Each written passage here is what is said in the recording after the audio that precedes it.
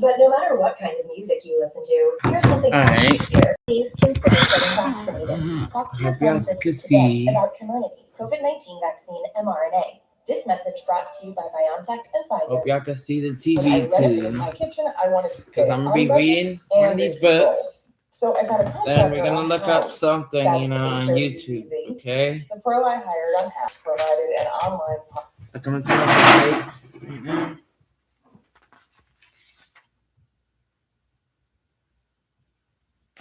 Like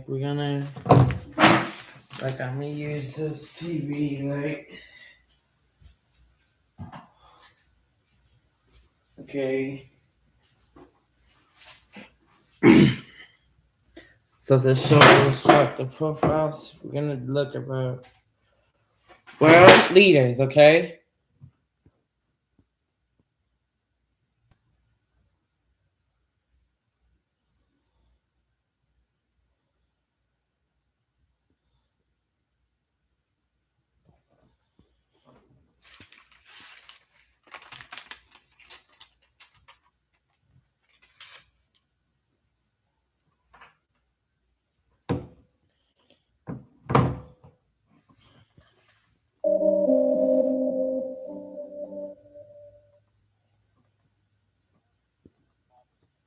Very much an experiment. Democracy has been somewhat discredited. That system is the most. I want everybody to watch that, okay? There's no other country in the world that I could have created from nothing where I am today. This isn't the land of the free. That hasn't been the experience of many people. There is an existential threat in the world right now. We're facing one of the great ideological battles right now. Global democracy depends on a strong democracy. The way that democracies died today is not the way it died 50 years ago. Violent takeover, seizure of power. Today, the democracies died is much more subtle. Really populist rise to power through election. It's not easy. Democracy is hard. We have to fight for it every day. We have to pay attention. We have to take a stand. We cannot assume someone will do it for us. If this system continues without reform, I think there is a very real possibility of violence and potentially a split in the United States.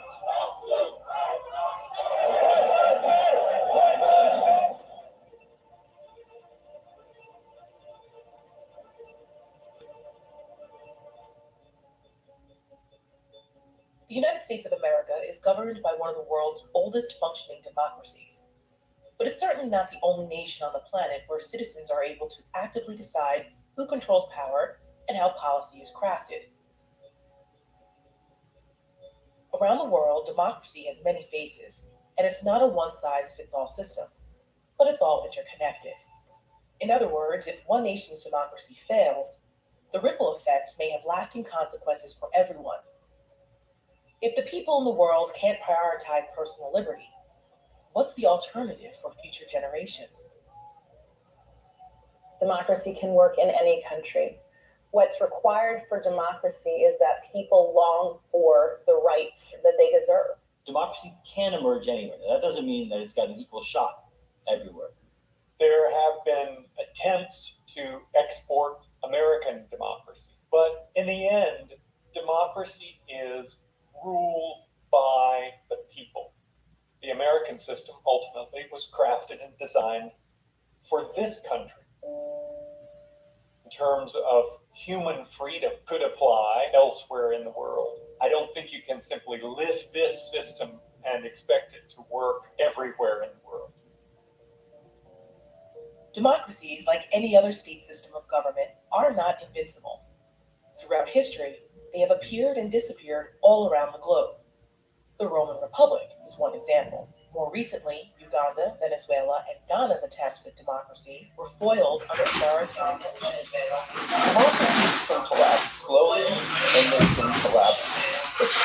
The way democracy died today, It's me, guys. it died 50, 60 years ago. It's not the way that we generally think of democracies dying. Two, where the military seized power, is the most apparent way democracy dies. The death of a democracy does not come about only through a coup d'etat, only through the military marching through the streets and telling people that Today, the dominant way in which democracies die is much more subtle. It can also be eroded slowly. It is elected presidents and elected prime ministers who use the very institutions of democracy I think it's to good. subvert it, to wound it, to kill it. there can be elected governments who systematically choke off means of dissent and opposition, systematically repress freedom, and erode over time the checks and balances that are essential for democracy. And we're seeing it more and more globally. If it's elected presidents and elected prime ministers who subvert democracy, we have to pay a lot of attention to who we elect. We see a growing wave of anti-democratic governments and movements that are being elected or competing in elections but have no commitment to the democratic process of the long term. We're facing one of the great ideological battles for our time. There's been a notable rise in populism. Minutes And of a lot of the this show. is again, this And I'm this reading. close connection between populism and anti-democratic behavior with the decline of democracies worldwide, democratic practice worldwide, according to the U.S. think tank Freedom House. Freedom House, I think, is best known for our annual survey of political rights and civil liberties called Freedom in the World. Each country has a score of 0 to 100 of where they rank in freedom. We catalog and rate countries for how they do against 24 core political rights and civil liberties. And this ranged from having free elections, freedom of the press, freedom of expression, freedom of religion, rule of law. All these principles we assess, and from that derive an overall level of freedom for each country in the world. You don't need democracy to be free, but you need democracies to sustain freedom. And you need freedom to sustain democracy. Without freedom, democracy cannot survive. It is really the essence of what makes an accountable government, which is really the basic definition of a democracy. Democracy really had a long run of dramatic improvements. This wasn't the video. It was something else. So let's see. The video, we're gonna looking toward Asia.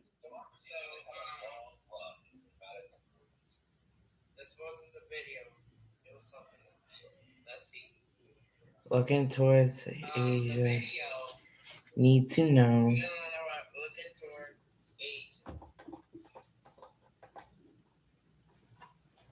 19. 189.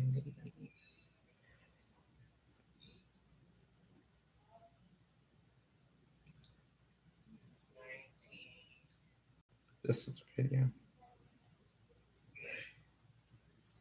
I'm John Green. This is Crash Course World History, and today we're going to return to our old friend, the rise of the West. Oh, Mr. Green, we know the West rose. We've talked about this a million times. Yeah, me from the past. I'm sympathetic to your position, but the thing is, this is a big deal in world history circles, and today we are going to talk about the rise of the West from the perspective of people who don't live there.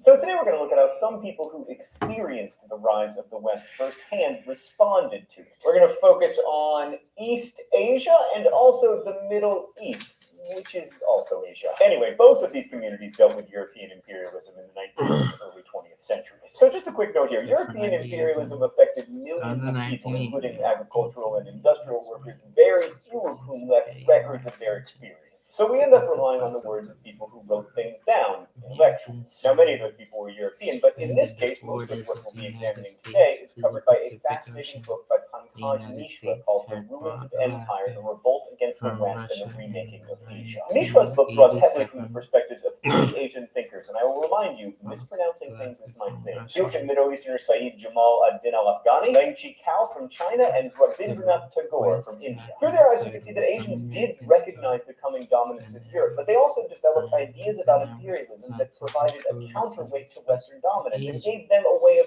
imagining their role in this new world. All right, let's go straight to the thought bubble. Although we tend to equate European imperialism with the late 19th century, especially the carving up of Africa after the Berlin Conference of 1884. For many Asians, the disaster began earlier. In China, the Opium Wars began a train of humiliations, the most memorable of which occurred with the destruction of the Summer Palace in 1860. And imperialism wasn't great for the Muslim world either. By 1896, Al-Afghani described Muslims under European imperialism this way: the foreigners chain up Muslims, put around their necks a yoke of servitude, debase them, humiliate their lineage, and they do not mention their name but with insult. Sometimes they call them savages, and sometimes regard them as hard-hearted and cruel, and finally consider them insane animals. What a disaster. Just like today's historians, Asian intellectuals were quick to recognize that the reason Europeans were able to dominate and humiliate them was Europe's superior industrial technology and organization. One early response was to say, well, if you can't beat them, join them, or at least try to follow their models of military organization and education. We see this in attempts at reform, like the Tanzimat in the Ottoman Empire. Al-Afghani initially echoed these calls to study more science and philosophy, but his comparison of philosophers with prophets was too radical for the Ottomans, and he ended up being expelled from Istanbul. Chinese intellectuals responded similarly to the humiliation of the Opium Wars with calls for self-strengthening, a phrase coined by its biggest supporter, Feng Guifeng. Given China's almost 2,000-year history of an education system based on Confucian values and classical texts, which, to be fair, had worked pretty well for them for most of that time, adopting Western models of education and organization is going to be a tough sell. As Yan Fu, a Chinese writer and translator, put it, China governs the realm through filial piety, while Westerns govern the realm with impartiality. China values the sovereign, while Westerners esteem the people. China prizes the one way, while Westerners prefer diversity. In learning, Chinese praise breadth of wisdom, while Westerners rely on human strength. One Chinese reformer, Kang Ya-wei, took up the challenge of blending Western and Chinese ideas of governance by attempting to update Confucianism for the modern world and arguing that political reform and mass mobilization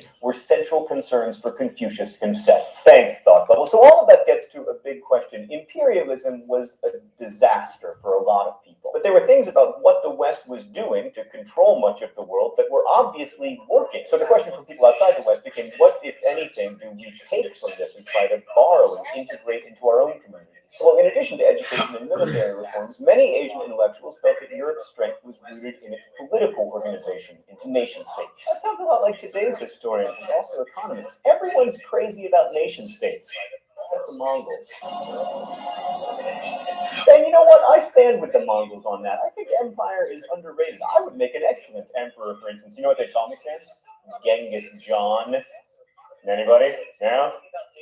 I hate myself. But anyway, some of these intellectuals became proponents of nationalism. Like by 1879, Al-Afghani was advocating that Muslims begin to think of themselves as a nation in the sense of a culturally unified people. Here he is in words that recall the German nationalists of the time. There is no happiness except through nationality, and no nationality except through language. A people without unity and a people without literature are a people without language. A people without history are a people without glory, and a people will lack history if authorities do not rise among them to protect and revivify the memory of their historical heroes so that they may follow and emulate. All this depends on a national education which begins with the fatherland, the environment of which is the fatherland, and the end of which is the fatherland. Are you sure that wasn't a German nationalist stand? Because that was a lot of fatherland. Maybe it was translated by a German. And then there's India. As the most thoroughly colonized Asian territory, India's feelings about nationalism were very complicated. Some Indians wanted to create a European-style state organized around Hinduism, but of course India had a large Muslim minority, and also Hinduism, with its caste divisions, wasn't great for creating political unity. Others, like Aurobindo Ghosh, were critical of adopting too many European ideas, worrying that India, quote, was in danger of losing its soul by an insensate surrender to the aberrations of European materialism. Aberrations of European materialism? I don't know what you're talking about. Oh, that is delicious. Hold on, I gotta play Floppy Bird for a second. But many Asians considering adopting European models of nationalism look to one of its biggest success stories, Japan. For Europeans, Japan became kind of a confirmation of a modernization program. Industrialization, centralization, and to a lesser degree, liberal constitutionalism could work. And this was also true to some extent for Asian intellectuals, including Liang Chikao and Rabindranath Tagore, both of whom visited Japan. But ultimately, Japan didn't provide a great model for other Asians attempting to reform their own states, especially because Japan embarked on its own imperial expansion. It's almost as if, in addition to industrialization and centralization, etc., imperialism was just part of building a strong strong nation state. So by the early 20th century, many Asian intellectuals were looking beyond Western models. Some, like Ling Chi-kao and Al-Afghani, considered supranational movements like Pan-Asianism and Pan-Arabism. They envisioned these huge political conglomerates that could transcend Europe's dominance, but eventually both they and Tagore turned to their own traditions as a source of strength. And what they all had in common was a loss of faith in liberal democracy as a source of strength, especially after the Versailles Treaty in 1919. Like after flirting with Pan-Arabism and being expelled from a different Ottoman city, this time Cairo, Al-Afghani became convinced that, quote, modernization hadn't secured the Ottomans against infidels. On the contrary, it had made them more dependent. He embraced the idea that the best defense against the West was Islam. Mishra says of this, as he saw it, attacking religion risked undermining the moral basis of society altogether and weakened the bonds that held communities together. Precisely the weakening that had plunged Muslims everywhere into crisis. Now, this doesn't mean that he became what we today think of as an Islamist radical or an anti-modernist. Instead, he believed that the Quran contained its own calls for reform and that Islam could be a catalyst for change. Ultimately, Al-Afghani believed that the transformation of Islamic society had to come from within. Like his favorite Quranic injunction was, God does not change the condition of a people until they change their own condition. In China, Ling Chi-kao came up with a different source of reform, the strong state. After the failure of the Boxer Rebellion in 1901, he wrote his awesomely titled On the New Rules for Destroying Countries. This was a critique of European imperialism, but it was also a call for a strong, somewhat authoritarian state that could stand up to the West. Nah, China would never do that. Oh, wait.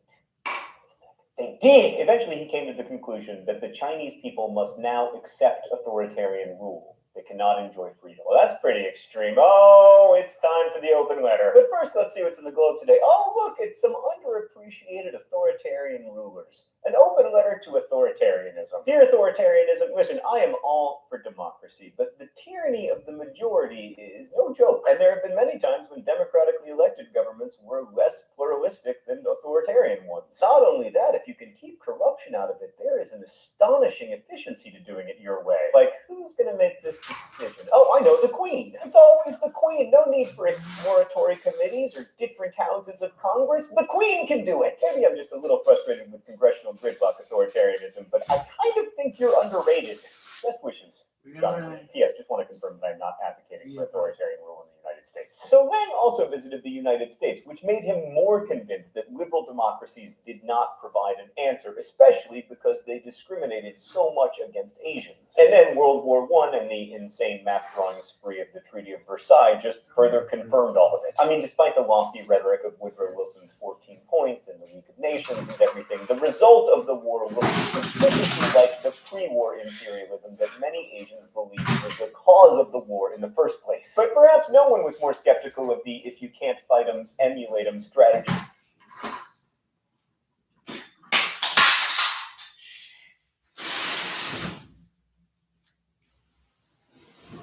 trying to get all these fucking clothes open.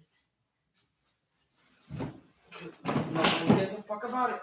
I don't give a fuck about it. Alright. Ready all this shit. I don't give a fuck about it. Just like nobody gives a fuck about it. Okay? YouTube, you guys gonna stop scamming me. Okay? Now fuck y'all and bye. I'm tired.